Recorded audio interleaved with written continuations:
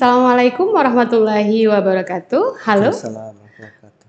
Oke, berjumpa lagi dalam podcast Seksi Ansietas PPPDS KJI, dan kali ini kita bakal membahas nih, belajar sedikit nih tentang bidang biologi dalam psikiatri, yaitu tentang hipokampus, biang keroknya ansietas. Dan untuk membahas masalah ini kita sudah kembali mengundang Dr. Mustafa Mahmud Amin, Magister Kedokteran, Master of Science, Spesialis Kedokteran Jiwa, Subspesialis Biologi Psikofarmakologi Konsultan. Dokter, gimana kabarnya hari ini? Sehat, alhamdulillah. Terima kasih Mbak Sela. Iya, terima kasih banyak dokter kembali Iya. memenuhi undangan kita untuk sharing ya nih dokter ya. Jadi ini belajar sambil santai nih. Jadi untuk walaupun yang dibahas nih agak sedikit berat, tapi kita berusaha untuk membahasnya supaya yang awam juga lebih ngerti nih dokter. Benar. Oke. Jadi dok nih bahas tentang hipokampus nih dokter. Jadi sebelum panjang lebar nih kita bahas dokter, boleh nggak dokter jelaskan sedikit apa sebenarnya hipokampus itu dan apa perannya dalam otak manusia nih dokter? Baik, terima kasih Mbak Sela. Jadi sebagaimana topik kita hari ini ya, hipokampus itu sebenarnya apa sih pengaruhnya kepada ansietas atau kecemasan ya?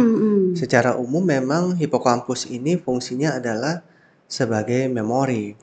Tapi ternyata setelah diteliti lebih lanjut, penelitian-penelitian menemukan hipokampus ini bila digabung dengan nukleus accumbens, kemudian dengan prefrontal cortex, kemudian dengan amigdala yang kemarin kita Sudah pernah kita bahas juga ya dokter ya. bahas ya.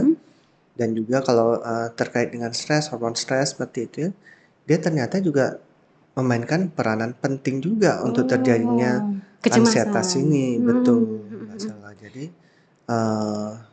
ternyata fungsinya tidak hanya sebagai memori, tapi juga berpengaruh terhadap terjadinya suatu kejadian kecemasan, benar ya. Oke dokter. Jadi tadi dokter sudah membahas bahwa salah satu fungsi utama hipokampus ini menyimpan memori nih dokter. Betul, ya. iya. Nah jadi seberapa besar nih pengaruh hipokampus dalam proses penyimpanan kenangan emosional nih dokter, seperti kenangan-kenangan traumatis pastinya dokter ya, dan juga termasuk memori nih dokter yang dapat memicu kecemasan tadi nih dokter.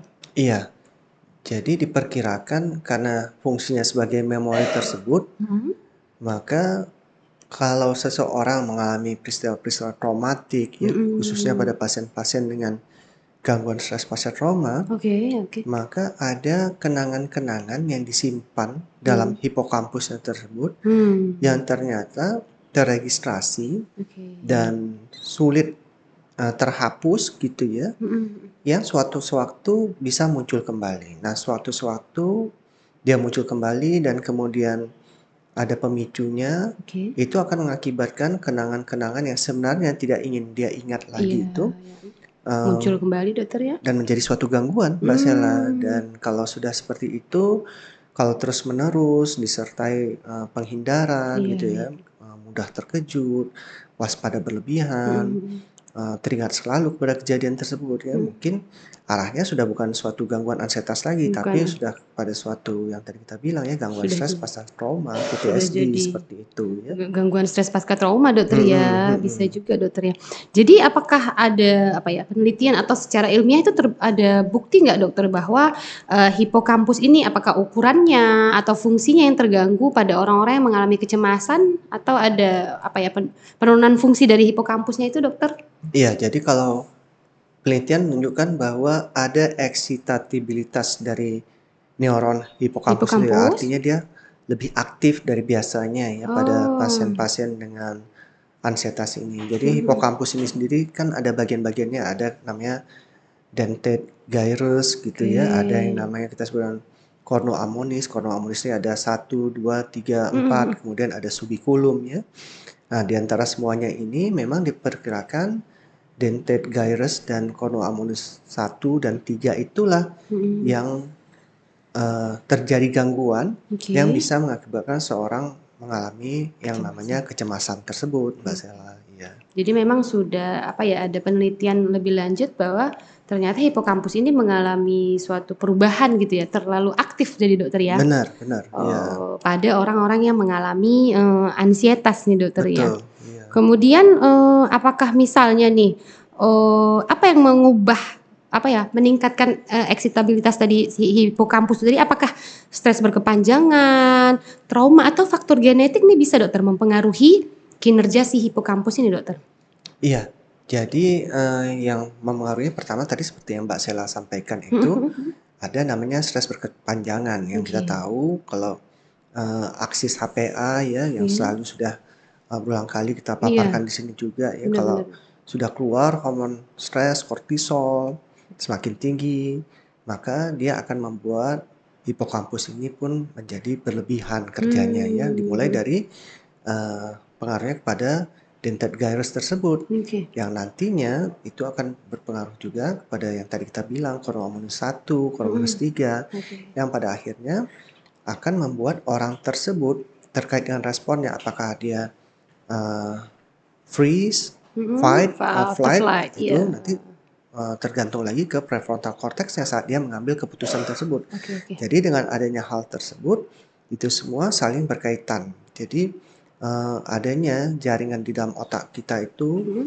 yang saling terkait satu sama lain, hormon, Iya. struktur otak yang satu dengan yang lainnya, itu semualah yang membuat munculnya, kecemasan Kecemasan. ini. Nah, Jadi nggak sendiri ya Dokter ya, nggak hanya si hipokampus, tapi yang tadi Dokter sudah ceritakan amigdala khusus itu betul betul, heeh, jadi nggak sendiri ya Dokter mhm ya.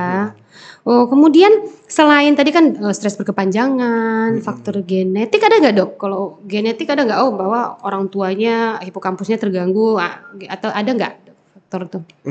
Kalau yang pernah saya baca itu Mhm. memang laki-laki dan perempuan itu agak berbeda Oh dia gender ya, ya? heeh. Jadi Mhm. kalau perempuan katanya neuron hipokampusnya itu memang lebih, apa ya, lebih rentan katanya untuk terjadi Mmm. kecemasan dibandingkan dengan laki-laki. Oke oke. Kalau laki-laki itu katanya kalau terpapar dengan, stres di Mhm? masa-masa perkembangan atau, masa remaja awal gitu Iya. ya atau masa kanak-kanaknya ya lebih muda lagi, itulah yang membuat nantinya, dia bisa mengalami suatu, Kecema gangguan kecemasan tadi, Oh, jadi prevalensi gender itu ternyata ada alasan ilmiahnya Dokter Iya, ya? betul betul. Hipokampus perempuan dan, laki-laki itu ada perbedaan gitu Ada, Dokter? iya.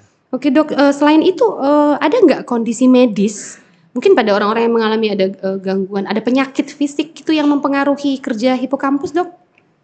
Mmm, kalau untuk kondisi medik tertentu mungkin gangguan otak pastinya ya, Pasti Dok, heeh. mhm Jadi mhm. kalau ada gangguan di struktur hipokampus, apakah nantinya semakin mengecil gitu ya, Mhm, ini pasti akan turut berpengaruh juga untuk munculnya suatu gejala kecemasan kecemasan. atau yang lebih parah lagi mungkin malah menjadi suatu kondisi depresi atau malah menjadi Oh, suatu ke arah, demensia mhm seperti mhm itu mhm. ya. Jadi semakin dia, menyusut atau semakin mengecil, maka akan semakin berbeda juga gangguan yang dialami oleh si pasien tersebut, Mbak Sela, seperti itu.